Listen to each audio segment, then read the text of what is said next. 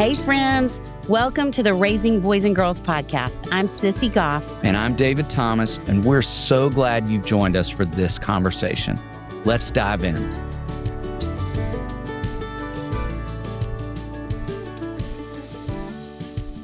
We have been counting down to this episode, 1, because we love this number so much.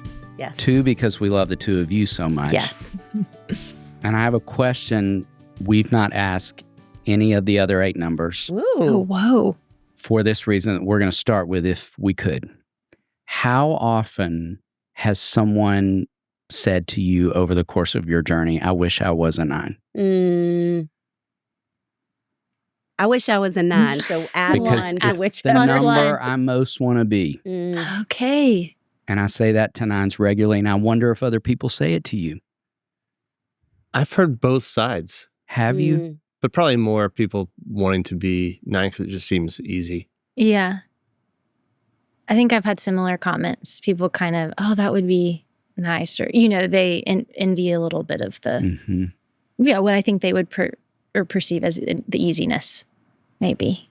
And the likability. Yes. I'm blown away by the likability Me of too. 9s. Very sweet. And in case you were either one wondering, exactly 0 people have said to me over my lifetime, I wish I was a 1. Exactly 0. That is the truth. No one ever. You too? Never. Mhm. But would you be able to hear it if they said it? I don't think so.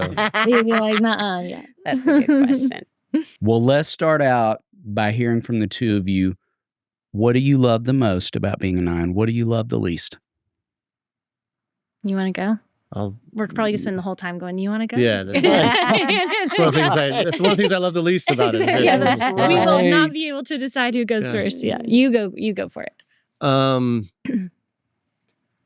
think what I love about it, the same thing that we were kind of talking about, it's just kind of at its best, the adaptability piece is like, I think it's easy to be happy in a lot of different situations. And maybe that leads to like, the shadow side. What I love the least about it is it's also like, part of that is just not really being in touch with myself or my feelings or what I want. So like the best side comes at the cost of feeling a little bit disconnected internally. Yeah. Does it take y'all a couple of days to get to what you feel? I had a friend say that to me once, Susan. Is that full? More than a couple of days. Yeah, I was going to say days sounds quick. Yeah. Really? Mhm. Okay. Sometimes, yeah. Mhm. So interesting. I would say a similar thing. I think a lot of the kind of easygoing contentment thing, that's sincere. I mean, that's real. It's not always like a put on or a faked thing. So I think there's a lot to be enjoyed. It's like I really am content in a lot of scenarios with a lot of people doing plenty of things. And that's nice. And I think that can lull into, but if there's a time where it would be good to know what I wanted or what I felt or where I was located in that, it can be hard. It can take some effort to even notice that and then to find it, I think. But a lot of the easygoingness, it's not fake. I mean, it's like, no, I actually am going to have fun doing that. Or actually, I will see the bright side of this. That's not like a act. But it can become a little bit of a floating along thing too, It doesn't ever feel like an act to me. It feels very genuine. That's Same. really my experience. Yeah.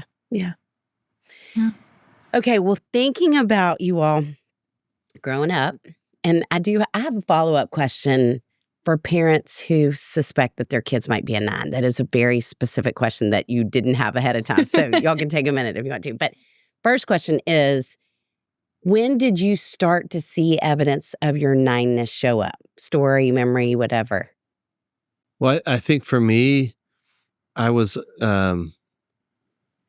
always pretty agreeable. And that could be like middle kid in between, brothers that were requiring more attention. So it's easy for me to, I don't know how much of that was a 9 thing. But one thing that comes to mind is, and this would be late, like in high school when I started writing songs. I found this song that I wrote for my older brother who's an 8. And the song, maybe we talked about this before, but the song was called Speedy Train. And it was just all about like, you think you're getting more stuff done, but I'm taking my time. Like don't rush me. Wow. When I look back at I don't remember what all the lyrics were, but that was like a 15-year-old kid in response to this pressure to like move in a world at a pace that I just didn't find value in. I was just kind of like, yeah, you can do that, and you might think that you're winning. I'm okay with that. I'm just I'll be here. I think that it said you can take your speedy train, but I'll be taking my time. Wow. Which, yeah, that felt like a pretty stereotypical 9 thing. Wow. Yeah, that's good. That's so interesting. I think 2 quick things popped to mind. One from when I was real little, like one of those memories that's almost just an impression. I must have been like 4-ish. And I can remember my parents, in a totally good-natured, sweet way, we were joking about something. Do you like this or this? Like, is this one your favorite? I don't even remember what the thing was. Was it a color, a food, a restaurant? I don't know. And I kept saying, I like both. I like both. Wow. And I would not choose, I like this one over that. And I can remember my dad saying, oh, Hill, you're so diplomatic. And I remember going, what's diplomatic? But I think that truly was in there from like an early time. Yes. And then another memory I have, which would have been like late teenagerhood. I don't know if that counts as being a kid, but in college, I was in a meeting, and there were kind of 2 groups of people in this meeting who were not seeing each other. This group of people wanted this to go this way. This group, everyone was saying, I was like, oh, you're just not getting it. And I piped up at some point and was like, hey, I think these people are saying this. I think these people are saying this. And everyone just kind of went, oh. And I thought, how did you not see it? I mean, not in like a root, but that didn't feel like that took a lot of, I don't know, like rocket science to me to go, hey, this is what these people are saying. I think we could both kind of figure this out. So that's maybe the first time I remember thinking, oh, I think I might be able to do something that, in a way that didn't take a lot of effort or that didn't seem like a big deal to me. I think that was one of the first times I noticed everybody doesn't.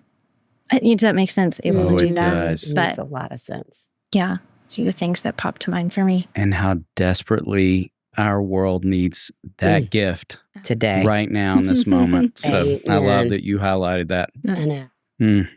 Okay, so here's my follow-up question. And it in my experiences, this happens with girls. I don't know if it happens with boys as much, but there is a profile of a girl I have seen, I don't know, 30 times over the years, who I meet with for counseling. She's delightful. Could not like her anymore. She has a hard time with friends. And her parents will come in and say she has a hard time with friends. And she's chosen for birthday parties, but not for the 1, 2, or 3 group activities. Like, she's beloved, but she's no one's first, kind of. And I, at some point, was thinking about one of those girls who I am suspicious that maybe a lot of them are 9s. Because my picture of her, if I think about her at school, I could see in the hallway a group of 5 girls all clustered around, all of them talking a lot, and her on the edge, smiling, wanting to engage, and not knowing when to step in, not knowing how to step in. And so I think she gets missed some. Does that make sense? Because she doesn't know, number 1, that her voice is really valuable. Number 2, even how to use it. I think that makes sense. Yeah. That could feel true for a 9. I think so. I'm trying to think. I don't know that I've had that exact experience. And I'm a pretty extroverted 9 too.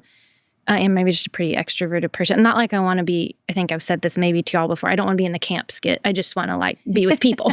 Not extroverted like I'm funny or on stage. Preach not that. Preach Yeah. Great way Don't to invite say me it. to stuff the marshmallows or I don't. Anyway, but I think there can be a sense of hesitancy to like show up as assertively or even as unselfconsciously maybe as other people are. And I would say that people I'm thinking of as a kid and an adult who I'm able to do that with, there's like a lot of trust, a lot of reps, a lot of them showing me like, I care that you're here. I want to know, you know what I mean? Kind of, it feels like a very established invitation to show up. Does that make sense? Yes. But I could totally see that being a 9 thing. And also, and I don't know if you would say this, for me, a kind of ultra consciousness of what's going on for everyone else. Yes. That would maybe take precedence to a fault over me going, well, what's going on with me? What do I want to say? What do I want to... Does that make sense? Oh, it does. Being almost so responsive, it's paralyzing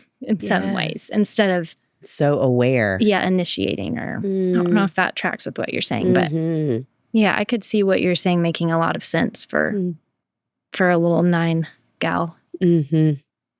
Yeah, that's interesting. I love the way you described it as the person who's invited to the birthday party, but not the, which I don't know if that was actually my experience growing up, but I know what that feeling is. Yes. I don't think I felt like, as cemented in a small, like, one-on-one best friend situation until adulthood, you know? But that might not actually be what it was like as a kid. I mean, I know I had close friends, and I just always kind of said it was because I grew up out in the country and everybody else kind of lived in the city and they were spent more time together. But I can totally see what you're saying about, like, when I picture those kinds of people in younger ages, I picture a confidence that I just never had. And some of that confidence, I just wonder, it's like, you know, it could come back to believing that your presence matters, or like figuring out what who knows what it is. But I was just never able to like almost putting yourself out there saying, hey, you want to come over and do like, I would feel like I'd have to matter too much for somebody to like have that relationship with somebody. And so it's way more comfortable in a group where it's like, okay, I can belong here.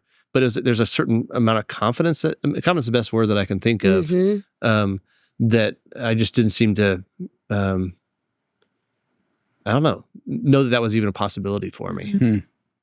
That makes a lot of sense. I think as you're saying that sounds all so familiar to me. I think it takes me a while, and did as a kid, maybe more so than now, hopefully, I don't know, to feel like I've like earned my keep. Like I should be here too, or I should be as in the crew as these people are. Yes. I think I can be real deferential. That, like, I don't ever want to appear like I'm trying to take up more space, or, you know, but I think it can take me a while to feel like what you said of like, oh, should I matter enough to be?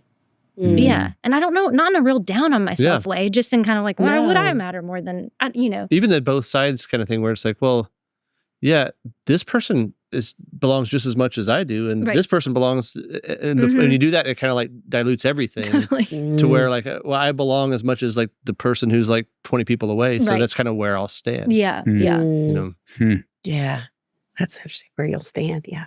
Okay, if we were to jump from talking about your growing up as a 9 to thinking about your 9-ness in the context of parenting, where would each of you say you've seen your number benefit you? I think that, and again, I feel like I'm going to turn all of this onto but the hard side of this is that it is not hard to put yourself in your kids' shoes, or the shoes of your kids' friends, or your kids' teacher. You know, I think that ability to see a whole picture, or, you know, what might be close-ish to a whole picture, or imagine, I guess, a whole picture. I do think that comes in handy as far as doing that kind of on behalf of my kids, and also helping my kids do that on behalf of others, or just as they're navigating a little situation or whatever. So I think that is helpful. And I think the easygoing part is real. Like I don't need a lot for us to have a fun time. Like I think I'm pretty okay at being like, hey, let's make this fun, or these are the pieces we have to work with. We can have a good time doing this. It doesn't have to be elaborate or perfect or rigid. So I think that those are the two things, I don't know, that are coming to mind now, that I do think it's easy to imagine, oh, I bet they might be feeling this, or this might have hit them that way, or either kind of to anticipate those things or reflect on them. And then I think kind of being pretty okay with whatever a lot of the time, like can serve our family unit fairly well sometimes, both as like, that's my presence there, and also maybe as a model for them of like, hey, let's be fine with this. Let's find the way to make it fun and good. And I don't know. Yeah. What would you say? And we forgot to say in the beginning, y'all represent kind of different ages of children. Yeah, totally. But the same dynamic in terms of gender, which is funny. Oh, okay. So will y'all each say your kids? Like mine, I've got age an and- 8-year-old girl and twin 5-year-old boys. Not twins, but I have a 23-year-old son, a 21-year-old daughter, and an 18-year-old son. So we just kicked them all out of the house. College, so living the dream. And I mean, I totally agree. As far as being a parent, that I kind of see like the both sides thing as being really helpful. I mean, just like the mediating side is kind of like I don't know. I would hope my kids, that would mean that my kids felt heard and understood in a certain way. yes. But it's so easy to, I mean, probably get into what the next question might be, which is like, what's the downside of it? Well, before I get there, I'll also say another strength, like what you're saying, along with the adaptability is even if I have a steady presence because I am anesthetizing or not feeling my own feelings, it's still a steady presence. Yes. Totally. And so there are times with the kids where that was really needed. Like it's like somebody who's like, oh, I can share this with them, and it's not going to like fly off the handle. It's going to be a steady ground to kind of have. But yeah, there are downsides to that too. It's like, I'm on one hand, it's teaching them that like my desire to be unaffected by the world kind of creates that steady presence. But I also don't want to hand them the part that's like, oh, just minimize and shut down anything that feels like a disruption. But they get both of those things. Yes. And as far as the both sides piece, I would say that as like one of the strengths that I would offer as a parent.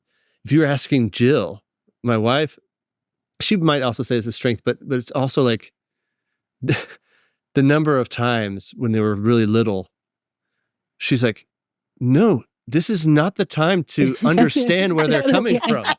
Like it's not a both sides kind of a thing. It's like, I don't need you to tell me why they might be feeling this way. And I get that. It's like, it wasn't always helpful or good for the marital dynamic.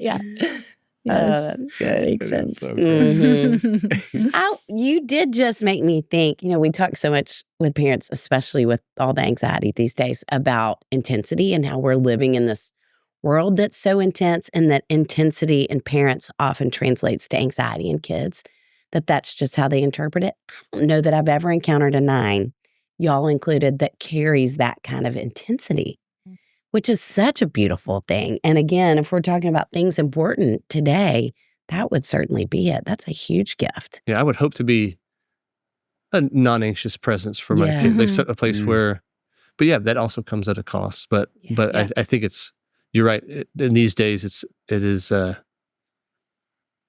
a first response to something that could be tragic or really hard is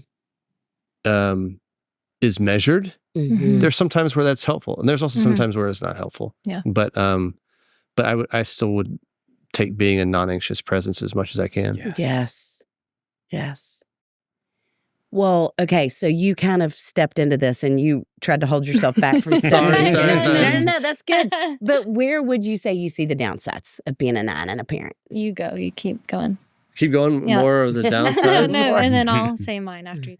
I mean, I wish for my kids, in addition to being a non-anxious presence, and in addition to kind of seeing both sides of things, if I could have given them something different, I wish I could have been somebody who was more aware of the emotions that I was kind of keeping down to try to be a non-anxious presence. Really, I'm not saying to be a non-anxious presence for them. I think it's really more for myself, just so I feel steady. So I think, the downsides of that, of having somebody who I don't know, could more easily communicate what they're feeling. The number of times looking at like a feelings chart or something like that, and still to this day, they're like, well, what are you feeling? I'm like, I've been trying to know. Totally. And it's really hard for me. And I think that would be beneficial for my kids if I was more that way, if I could be more in touch with it. But it just doesn't come natural to me. It doesn't even come unnatural to me. It just doesn't. It kind of comes through music. That's my one way to do it. But outside of that, it's maybe if the kids are looking for a steady presence, they know to come to me. Not that Jill's not a steady presence, but for like emotional things, maybe they don't feel like I can meet them as much on that level. I don't know. You have to ask them, but please don't. Not in front of us, at least. Yeah. I would say similarly, it takes me a lot of effort to discover that I'm having a feeling and then which one it might be. So is it like you're trying to think of the name of that TV show and you cannot get there? Like it's there, but it's not there. Is that what it feels like? It's more like feelings are not the primary way I experience things. I'm quicker to be in my head, like analyzing it or sorting it away or sorting it out. Or saying, what could I have done or could I do or how's this affecting someone? I don't know. It's just like feelings are not my first native language almost. Yeah. I don't know if that makes sense. That's a great way to explain it. Like I can remember one time, this was pre-kids, Ben saying, is something up? And I'm like, oh, nothing's up. And he's like, oh, you're acting a little different. And I like hadn't noticed. And I remember having this like almost knee-jerk response. He was like, well, what is it? And I'm like, I don't know. And he doesn't have as much trouble coming up with his feeling. And he was like, it's almost like he didn't believe that I didn't know. And I almost wanted to like come up with something so the moment could pass. You know what I mean? Like the desire to smooth it out is so strong. And I've said to him, I was like, I would be making something up if I gave you an answer right now in order for us to just be like, hey, we're back to good. Like we're back to neutral. Wow. But kind of going, if there is something going on, I'm going to have to take some time to figure that out. It just like is not my primary way of experiencing things. But, I feel the same as you, where I hope that, I don't know, at least 2.5 of my kids seem like they have more feelings than me at this point, but or more easily access their feelings. And I hope that, I can like meet them, that they don't feel like just because maybe that's not my primary MO that I can't meet them there, or that I can't sit with them there, or that and I do think the steady presence thing is real, because I think that my close friends would say I can receive other people's feelings fine. Like I can be with them and, but I hope I can show my kids too that like I'm a real person in there also. And that I take the time to discover what's going on. And I think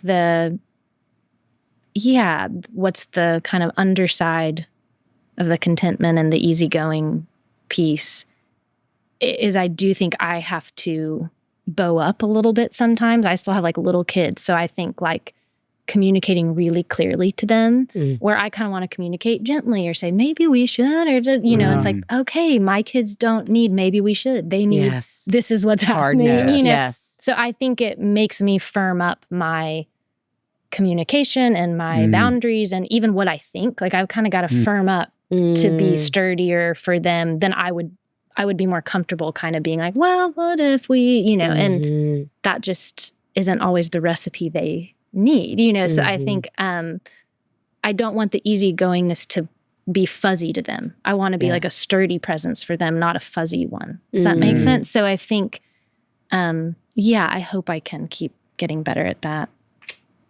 Yeah, or at least like admit to them that I was not good at it. I don't know, but I want to firm up sometimes. I feel like I need to work to do that. Yeah, I had exactly that experience. When was it? 2 weeks ago. I have two nephews that they live very close to the rectors and are really good friends, and the oldest to Disney World by himself. And, they just are masterful at marketing at Disney World and selling. And so the fact that every ride ends in a gift shop and all the toys that pertain. And I think I, at some point during the day, was like, oh, I've got to figure out how to say a hard no instead of, I don't know, Henry, we already bought the, Totally. But I think for me, it feels like conflict too. Yes. Oh, and for I sure. so don't want to be, and For I sure. only have a smidge of 9 in me. I wish I had a lot more, but I don't step into that well. And so I'd rather have a softer, fuzzier, but I certainly am feeling like I'm coming to the same conclusion of I've got to have a harder no. Totally, yeah. And maybe it's with littles and with teenagers of the season you're coming out of, that it's in both places. But yeah, that's a great reminder. Thank you. That's helpful to me.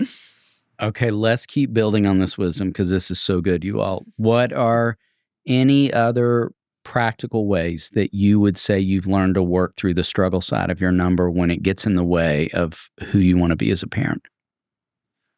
One of the best things that I could do kind of dealing with the downside of being a 9 for my kids is doing my own personal work. So it's less directly about parenting and more about just like exploring the ways that I am disconnected or that I don't pay attention to what I want. That part of the journey, I think it seems like an indirect way to be a better parent for my kids, but I hope that it has been, because it will show up in, well, like if we ever go on a international trip with the kids, we come back and it's like, oh, you spend a lot of money and time and just the craziness of travel in general, but traveling with kids. And I'd always come back and I would just like be so angry. And I would think about like, well, what I'm so angry about is like, I didn't get to do what I wanted to do. And I was like, well, what did I want to do? I don't know what I want to do, but I know it wasn't that, right? It wasn't whatever everybody else wanted to do. And maybe I would have chosen that, but I didn't choose it because I didn't know to choose it. And so then I would have this like, it would just show up in this, start coming out sideways, and the anger and resentment would just start coming out sideways. And I realized like, it's not their fault that they're speaking up and saying, hey, I want to do this. And then I'm like the cruise director and trying to make it happen. It's like, that's my work to know what I would want to do. And how, and then I can either choose to do that or choose not to do it. But then I don't feel like I'm just being ushered in by somebody else and just like, that's kind of where I start to get resentful. So it's like, for me, it's doing that work myself and realizing that for me, and I guess this would be another answer to your question, is I have a really hard time discovering that or anything, any kind of opinion, anything in real time. And I think I always felt bad, like I should. So like, what's your emotion in real time? Oh, it's I'll say this so that you stop asking me what my emotion is. But like, I might need a day or 2 days to actually think about it ahead of time, so that I, keep asking myself the question until I can have a sense of it. And so, learning how to in any kind of parenting situation where I feel like I'm just being so reactive that like, oh, I just need more time. So it's good for me to kind of step back and not make a big decision until I just like some decisions, it feels better if it feels like it's soaking into my bones rather than I'm making a decision with my head. And so yeah, creating space for my response to something with my kids or in my marriage anywhere has been beneficial. That makes so much sense to me. I think my answer is similar. I think it's trying to just use the muscle of like checking in with myself, whether that's at the beginning of a day or before, I don't know, some chaotic thing like traveling or whatever. You kind of check, okay, what's going on? And even articulating out loud to myself, okay, this is what's happening. I think this is what I might be feeling. And that sounds so elementary, but it's almost just holding myself accountable to like, you are a person who has feelings and opinions and thoughts and desires or whatever. What might those be today? Or, about this subject or about this event or, and I think that, needing, like you said, the space, it is really hard sometimes for me to separate out what do I want other than everyone around me to be happy about this? Or is there something else I want? I remember Ben one time I was trying to respond to a friend about something and he said, well, what do you want to happen? And I said, I want no one to be mad at me. Like, is that okay? If that's sincerely my highest too much hope. to ask? Exactly. I will do anything at the altar of, and no one will be mad or uncomfortable after this interaction. And it really takes some digging to be like, I don't know what I want besides that, because that has so clouded or taken precedence that I have to back up and calm down and go, wait, do I want something besides that? Like, is there something just Hillary on an island? What would she want? So I think there's that work. And for me also, I have the mental image of, y'all know on the Winter Olympics curling, with the like life size, what's that called? Shuffleboard or whatever. And I don't know anything about curling, so no offense to apologies to all the curling people, all the curlers who listen to your podcast. I'm about to use all the wrong terms. But, there's a person on the team of curlers who kind of skates ahead. They're on skates, right? Or something. He goes ahead of what I imagine is like the curling disc or whatever, and he's smoothing out the ice right in front of the thing that's coming, and he's just vigorously smoothing out the ice. And I think if left to my just own devices, my comfort zone is doing that for everyone all the time. Yes. Can I smooth out the ice? Can I be just like on overdrive? And I think there's something great about having the awareness of the room or the individuals or the group and knowing what people want to do and all that. But I switch from kind of that lovely responsive awareness to this reactive overdrive. It's my responsibility to take care of all of those things I've noticed. And that isn't always true. Sometimes it's true on behalf of my kids or my husband or whatever, but I'm trying to notice that my knee-jerk response, and sometimes frankly like desire, I would be most comfortable smoothing out the ice for everyone instead of going, wait, what's actually going on here? What do I want? What do people need? Do I need to smooth out the ice? Is that actually my job? Does anyone else think there's ice that even needs to be smoothed out? So I think trying to fight with that part of myself a little bit and just push back on it. And again, like you said, it's maybe kind of an indirect way I'm hoping to practically push against some of the harder sides of the nine-ness with parenting. But I think if I can be more aware and able to articulate where I am, then I can show up not out of that overdrive place with my kids. I hope. That's kind of a roundabout answer, but I love that image of all of your smoothing out the ice. And I think without the space, if I ask myself, what do I want? Immediately, it'll always be, I want to smooth out the ice. That's what I want to do. Yeah. And that might not be the answer underneath it, but just because when you said it felt good and comfortable, I was like, yeah, it does. I feel like I'm pretty good at it. And in that moment, I'm not resenting being the ice smoother. That's what I was wondering. Happy to is be there that a point person. that you get mad? Like, why am I always the one having it doesn't feel like a 9 does, whereas a 1 might. Yeah, maybe a 2 might. I think there's a point at which it just doesn't work, maybe. Or in my, it doesn't, it's like, oh, I'm so focused on smoothing out the ice that I don't meet an actual need, maybe of someone in my house or of myself. I'm doing this. And it's like, that's not actually the priority, Hillary. You're kind of focus on more the ice than the person. Yeah. I don't know if you feel like this. I think a 9 can very typically, you put yourself on the back burner. Again, not necessarily in a martyry way, just because it's more comfortable or whatever. And I think for me, historically, and something I'm trying to work on, the people closest to me can kind of get lumped into that back burner also. And so I think going, wait, am I smoothing out the ice at the expense of what Jane or Roy or Bert or Ben needs, or what if I actually take a calm minute to figure out what their real need is here, it's not the ice being smoothed out for like every person in Nashville that I may ever interact with. It might be what do the people under my roof need, or does that make sense? So I think, but I think sincerely, it's like, well, I want to smooth. That feels awesome. People will like it if I smooth out the ice, and so will I. Feel great, I don't know. Okay, so what would you each say? And y'all are doing a great job answering quickly for having a hard time coming up with feelings. Yeah. What would you each say you hope your kids experience most deeply from you as a parent? I think I do want them to experience me as like having a self other than a smoothing out the ice self, or other than we need to do this because it'll make this person happy, or I want them to experience that there's a real defined self in me that they can know.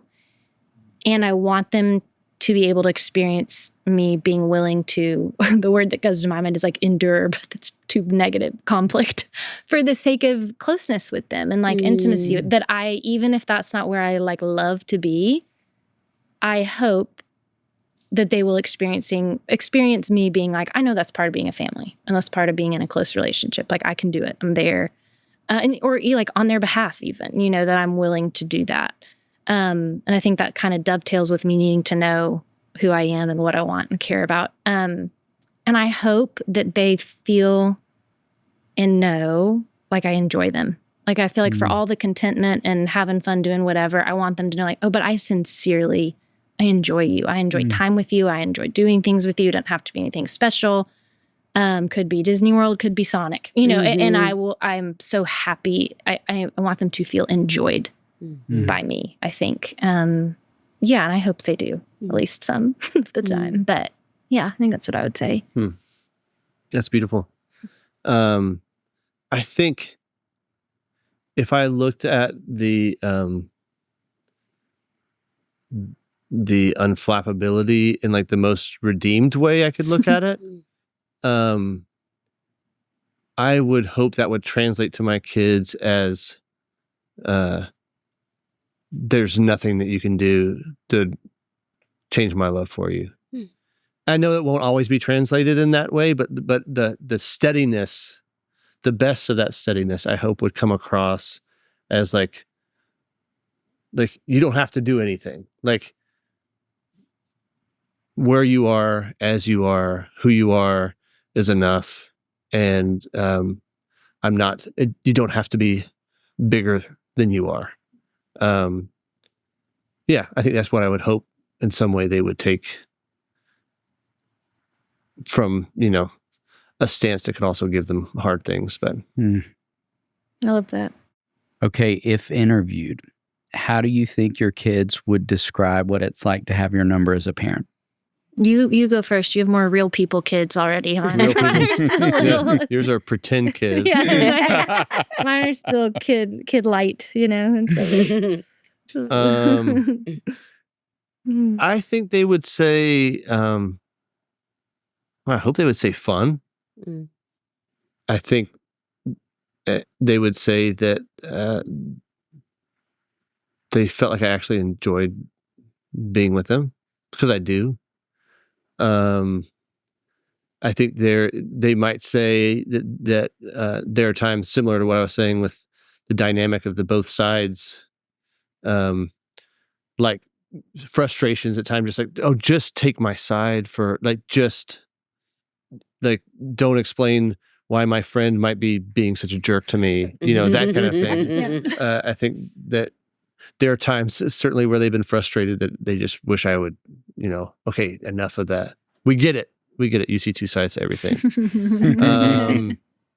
I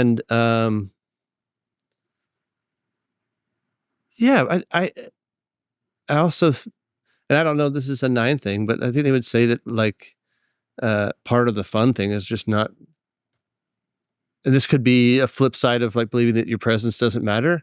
That's a good side, is like not taking yourself too seriously. I think it's like, and then not taking life too seriously, just kind of like being open to what it has for you and being like, oh, well, okay, we'll go there. I at least hope that would be some of their experience. Yeah, I like that.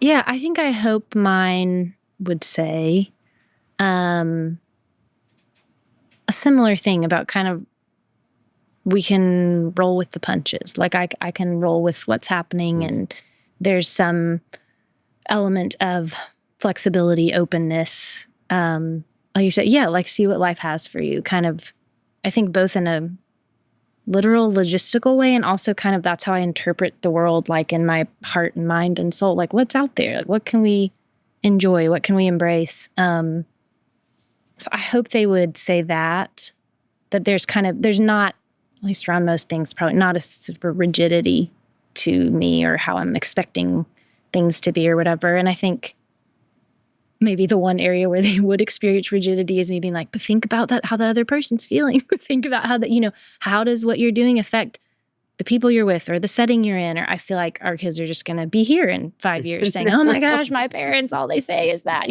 If they're lucky.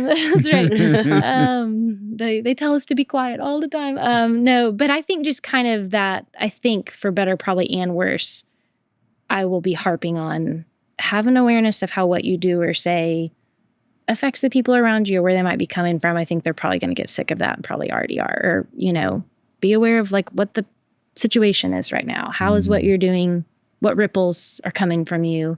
And sometimes it's not a healthy thing to be worried about. And sometimes it's good to be like, hey, send good ripples, not send kind ripples, But I think they're going to get too big a dose of that probably at our house. But I think maybe that's what they'd say. Right. Yeah. Well, for the person listening who thinks I'm an ice scraper too, I'm a 9. What encouragement would y'all give for them to grow as a parent, as a person? I think, I don't know if this even like counts as encouragement, but maybe just as this is a thing I'm trying. I think as my like Enneagram 9-ness, I've seen myself do I don't know if best is the right word, but most easily access those like, they say 9 is like the healthy version of a 3, right? When you're in a good spot. The easiest access I have to that is when I have a real defined role. It's like, Hillary, you're in charge of this event, or you're a student. Oh my gosh, best, most defined role ever. Or you're president of this club or something. It's like, okay, I know what that is. I know what my job is, and I can really rise to the occasion. Parenting is this huge, all-encompassing, amorphous, shifting, huge deal role that is a real role, but it's doesn't have this narrow, circumscribed, kind, you know what I mean, like specific directive. Yeah. I would love a list of things to accomplish, and why and how to accomplish them. But so I think when I'm feeling daunted by something that's either going on with the kids or that we need to work on as a whole family, or I want to work on my own, like being a mom, if I can almost like trick myself into just temporarily circumscribing the role, to go, okay, all we're talking about right now is how do we make the 35 minutes between wake up and leave for school a little bit better? We're not talking about the huge daunting thing of parenting, which is like hopefully help you turn into a reasonably plenty nice person. It's like all we're talking about right now is the 35 minutes between waking up and getting out the door. And how can it's almost like, can I just table the huge role for a second and give myself almost like a trick, like give myself a real defined one. And I think maybe that creates a little bit of space for me to bring that energy of like, I can do this. Okay, here's how we knock that out. And then later integrate it into the, what does this all mean about who my child is thing. So yeah, I think that, and then a version of giving yourself space, like you said, and sometimes even for me, that looks like going, wait, this unsettledness or the desire to smooth out or sadness I'm feeling because there's conflict or change or awkwardness I'm feeling because of a decision and I'm ambivalent, kind of all those pulled in more than one direction emotions, realizing sometimes those are just in me. They're not actually like Jane isn't experiencing that or Roy or Bird isn't, kind of going, oh, wait, I don't need to take on, like that doesn't have to be heavier than it is because that might just need to be sorted out in me. It's not actually happening to my kid. Does that make sense? So kind of that urgent, pressing feeling, conflict of any kind makes me feel like, gotta smooth this out. It's like, wait, no, you don't, because I think that's actually just happening. And, in me, and kind of just feel like I'm barely starting to get a better awareness of that and kind of that separation of, oh, okay, that's Hillary who needs to work on that. It's not necessarily Hillary, mom of so-and-so, if that makes sense. But it's so good. I don't know. That's really good. I think practically one thing, like work-wise and growth-wise, somebody said it would be good for 9s to like actually make lists of little things, like breaking it down into smaller things where making a list might not be the growth path for like a 1. But I still don't do that. I'm just horrible at it. So it can just feel like, everything is equally important to do and then you just end up not doing any of it. So yeah, that's one thing that one could do, although I'm not speaking out of experience. And then Like an image that's been helpful for me for like growth work lately is thinking about it as a filter. Like if I think about that there's a normal human being, I know there aren't any normal human beings out there, but I just imagine that everybody else is normal. And, maybe a situation arises or something happens, and the first thing they think about is what is true and right, and that's how I'm going to respond. I wish that was how I was going to respond. But the truth is the level where true and what is true and what is right is, there's so many filters above it that are like, what feels kind in the moment, what is not going to make me feel separated, what is going to help me feel like I belong somewhere, what is not going to create dispeace, what is not conflict. Like there's all these things. And so that's why I need the time. I need the time for that, whatever it is, to filter through that filter. But like, I'm not beating myself up about having that filter. That's just, I could try to. I don't know that I'm ever going to be able to get rid of it. But the growth for me is actually like, if I think about it like that, like just actually naming the things that are in that filter, like the being kind in the moment.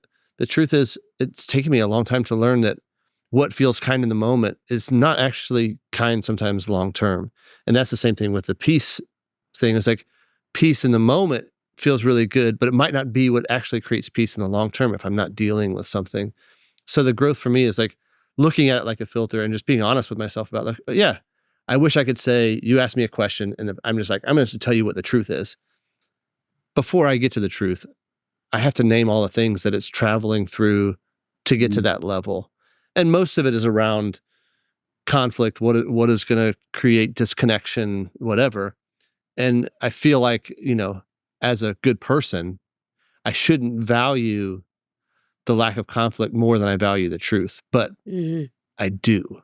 Like practically, I do. I can't, I'm not saying that's better.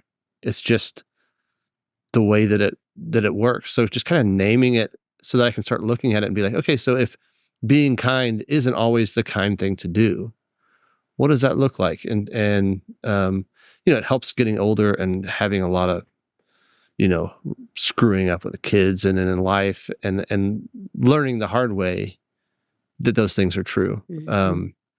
But for me, the growth path is kind of just looking at those and naming it. And not saying, there's a lot of therapy work too, where it's not like, how dare you? I want you to kick you out of my life. It's like, oh, thank you. You're serving a purpose. You've been protecting me my whole life. These are strategies that I use to feel safe and feel connected with people. And thank you for your service. And now you don't have to work so hard. Yeah. That's so smart. I'm going to do that. That's so smart. Because I've like all those filters you named. I'm like, yes, that one. Yes, that one. I mean, just that the impulse is not what's really going on. The impulse is preserve the connection. Don't lose the person. Don't lose the connection. Don't lose the belonging. Be nice. Be kind. Make sure they feel like I'm being kind. And it takes, like you said, literally time. It takes time to go, oh, I see that was not the priority there. It shouldn't have been the priority for me. But the impulsive priority is preserve the connection at the cost of whatever else. You know, what's true, what's good, what's right sometimes. Yeah. I kind of like thinking of it like the telephone game is like, by the time like my actual heart hears something, it has been through all these other people that are giving me their version of what the truth is. So it takes some time and it's a little bit distorted by the time that it hits me. Yeah. But just kind of like naming who these people are. Okay, so this person, they're probably changing the message a little bit in this direction because that's the way they're wired. Okay, so I know how to offset that. That probably makes it sound too easy, but yeah. Okay, I want to ask a bonus question now. Okay. Can I ask a Part B growth question? Go for it. You can ask it. Thinking about, it might take us 30 minutes to come up with that. We will workshop and answer there while, yeah. Thinking about, Sissy, you painting that picture of having seen a lot of that with girls or young adolescent females who might be a 9. I have a scenario with awesome boys, young men that I suspect could be 9s. I've lost count with how many times I've had this conversation. So let me paint this picture. Most often a parent, likely in the aggressive stance, probably most likely a 3 or an 8, but I have it happen a lot with 1s too. And a 9 son, and the question is some version of, how can I motivate him? And I think about one dad who was talking about his 9 daughter, and she was so overwhelmed, as any student could be, about choosing a college that it was like she would do no research. Like it felt so big, overwhelming, all the choices. So the first place I'm always going to stop off with those hard-charging, fast-moving, quick-thinking parents is helping them take a look at how you move through the world is so different. And the way what would be instinctive is not instinctive. But thinking in addition to that, is there anything else you all would say to those parents under that big question about how to motivate a 9? I will say there was a time that we met with this pastor, this is like 20 years ago, who had a son, probably a 9, maybe a 4, I don't know. And he was aggressive stance, and Barry was like, he's into music, like, but he's not thinking about this, like, and he said like he's never even made like a 5-year plan. Like, what is your 5-year plan? There it is. And I was like, oh, I've never even had a 1-month plan. And I could see the son was just like, he just kind of like felt relaxed all of a sudden. I'm not saying the answer is to never have goals or have a plan, but like trying to force that kid into looking at the world in the way they look at the world. You can keep trying and it will continue to be a frustrating experience. But I think also what's hard about that, both of my parents are 1s. So not aggressive stance, but it's pretty aggressive for non-aggressive stance. We are. It is. But like, what can be confusing about that sometimes is, what's hard, I think, as a 9 child is it's so easy to praise them for being easy, like for being adaptable and for not, like if you have other kids that take up more space and the 9 is kind of like not taking up much space, it's kind of like you are verbally and other ways like praised for that. I was like, oh, thank you for being, like, and so you take that message and like, okay, this is what is valued in the world. Me not taking up space, me not requiring a lot of attention, me not requiring whatever. And then there are these certain points in life where you're like, why are you not stepping up? And it's like, well, because the last 18 years of my life, the only way that I kind of like felt like I had a place in this family and was praised was for not taking up space, not having an opinion, not knowing what I wanted, not trying to make other people like the very thing that was useful to me in this family system as a kid. Now all of a sudden I'm supposed to turn on a switch to where I know what my dreams are. I'm like, I don't know, believing that I can take effect on the world. And I just think that's a hard switch to, it's just not going to work. So, I mean, one way that would maybe help that, even this is reversing the tape a little bit. I'm not saying not praise the kids for being easy, but like just because the kid is easy, it doesn't mean that they don't have an opinion. And usually in a family system, there's just not the time to wait for that kid. So then they have 18 years of not ever exercising, thinking about what they want. So to find ways as a little kid to know that it's going to be harder for them and to create space, like, hey, you get to choose what we're going to do this, and here's a few days to think about it. That kind of a thing. Yes. To where you can kind of build in the kid a feeling of, oh, I know how to speak up for myself. Instead of just, it is really easy to praise a 9 kid for just not taking up much space. Yeah, I like that. I would say a similar thing, like almost even if you're having to kind of create a little faux situation of like, hey, and for me, my 9-ness is paired with like Enneagram 1 wing. So there's some perfectionist. I think my hesitancy to be assertive comes more from, but what if I don't trust that I can do it right. So I don't need to be the one going out there and doing it. I was taking like a group tennis lesson as an adult, like this year. And the 2 people who were playing at the, further back on the court were just having this great rally. Like they were hitting great shots. The coach kind of paused us and said, hey, so Hillary, what might be something you do when you see this going on? And I knew it was not the right answer in the moment, but I was like, just like stay out of the way and let their pretty hits keep going. Why would I get in there and mess up this lovely, smooth thing?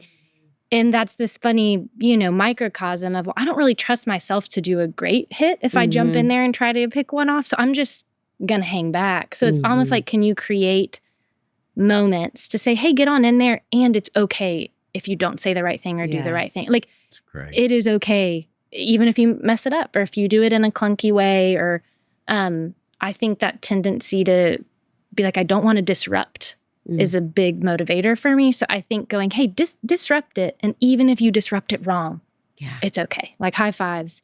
And I think, letting, almost like giving kids who might be a 9 some gentle entrances, like some stretching that muscle, like that. Going, because I think similar, like I don't have and I was like a good student and stuff, but I don't have a 5-year plan. And that doesn't energize me to think about. I feel like sometimes Ben will love to daydream about, and then this, I'm like, oh my gosh, this is like our off time. I don't want to, I can't keep up with this. Like, sounds great. I'll be there in your daydream, but it truly isn't like a recreational activity for me to daydream up my goals and things. I'm like, I don't know, just a great nap, a good meal. I don't know, so I think giving them practice in space, time and space. Like, what is that for you? And it's okay if you stumble while we're practicing even. So does that make sense? Yes. Oh, it's so good. I don't know. Yes. And gentle entrance. It's good. You all, it's all so good. We knew this would happen, didn't we? Of course. That we I would know. learn so much sitting with the two of you. And I want to say before we end, we also have had a conversation with each of you before that was really awesome, with so much wisdom. And we need to make sure, and we link to those in the show notes so you can go back and listen, because we love every conversation we have with either of you, truth be told. And you mentioned in answering that question, a great nap, a good meal. We're going to end with a good meal. Yes. And would love to ask you both, we end with something fun and food related every time. What would your numbers ideal meal be, both the food and the experience? It might have been like an anniversary a couple times ago, or some occasion where Jill and I were going to go out to dinner. And she's like, I want you to think about, like, where do you want to go? And I was like, so I took days to think about it. And what I wanted was Assembly Food Hall downtown, because I wanted to go somewhere where I could get a little bit of a bunch of different things. It's like, oh, I just want to take some time and let's go order a roll of sushi and sit there and eat it. And then we'll go get some fries from Pharmacy. And then let's go get some noodles from the Thai place. And like the idea of just not having to make up my mind about which direction I wanted to go, and just to have a little bit of all of it, is like any kind of a meal where you're at, I kind of love Thai places for this reason, where a bunch of people and you just order a bunch of dishes and you can have try a little bit of everything. To me, that is, I don't know, that just makes my heart happy, because I don't have to choose one thing. I think mine, you're saying like the setting and the food. I think mine, it would be kind of like a pretty low key experience with friends, maybe like 10 to 12 people who all know each other a similar amount, and I'm not the reason they're there. It's not my birthday. Yes. It's like, I'm not responsible for y'all having a good time. We're just all together pretty equally connecting in small, meaningful conversations, or a big, fun, funny conversation. And it's something easy like pizza and beer, if I'm allowed to say beer, or Coke, pizza and Coke. But I think there's just something that's like relaxed. People are here to like engage in a meaningful way, not float on the surface, but it's kind of like no pressure. And it's not because I gathered them all. It's like I'm just a part. Because then you have to smooth the ice. Yeah, I'm a part of the fun thing that's happening. I'm not the reason or the linchpin. Not that I really probably ever am anyway, but I will act like I have the responsibility to be the linchpin. Feel the pressure. Yeah, I just want it to be like, we'd all be here even if Hillary was sick. I'd be like, awesome, best case scenario. Like, yeah, I think that's mine. Y'all, so good. I love nines maybe even more at the end of this conversation. See why we want to be them. That's right. It's all just illustrated right I wish here. I was a 1. Oh, thanks. I could use Thanks. some more of that fire lit under me, I think, a lot of the time. Oh, man. Thank y'all. David, what a team we have that we get to call friends who help make this podcast possible. Chris Starrett, our engineer, Our management team at KCH. and we are thrilled to be a part of the That Sounds Fun network. Our music was created by the insanely talented Dave Haywood of Lady A. And if this podcast felt helpful to you, please consider subscribing, liking, sharing, all the things. We are grateful for you and cheering you on always.